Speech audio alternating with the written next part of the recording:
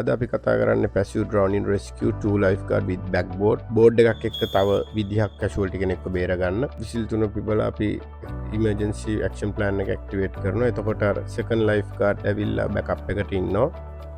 එතකොට ෆස්ට් ලයිෆ්ගාඩ් බ්‍රවුනින් එක දැක්ක ලයිෆ්ගාඩ් ගිහිල්ලා කැෂුවල්ටි අරන් එනවා. රෝගියාව අරගෙන එනවා.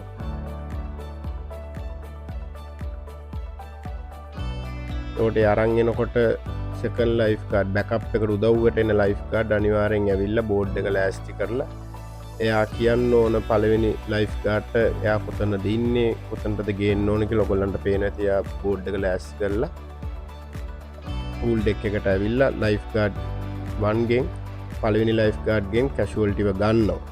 අරගෙන එයාගේ බාරේ තියා ගන්නවා. ඊට පස්සේ ෆස්ට් ලයිෆ්ගාඩ් එයා උඩට ඇවිල්ලා බෝඩ් එක පහතට ගහනවා.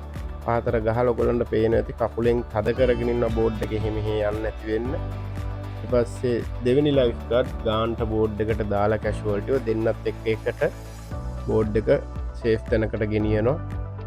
ඔය විදිහට. ඊට පස්සේ මෙතන අපි කරන්නේ ලයිෆ්ගාඩ් නම්බර් 2. ඒ කියන්නේ දෙවෙනි ලයිෆ්ගාඩ් තමයි කැෂුවල්ටිව හරවන්නේ.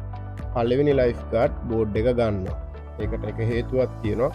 මොකද නිකන් හරි CPR එකක් එහෙම කරන්න ඕනොත් එහෙම අර පළවෙනි ලයිෆ්ගාඩ් එයා තමයි ස්වීම් කරගෙන ගිහිල්ලා රෙස්කියු එක කරේ. එයා සමහර විට මහන්සි ඇති. ඒක නිසා එයා යනවා පූල් එක ක්ලියර් කරලා අනිත් දේවල් කරන්න. දෙවෙනි ලයිෆ්ගාඩ් තමයි සමාදාර ටික දෙන්නේ. මම හිතන ඔයගොල්ලෝ දෙයක් අද දැනගන්න ඇති කියලා. තවත් වීඩියෝ එකකින් අපි ආයෙත් දවසක හම්බ වෙමු.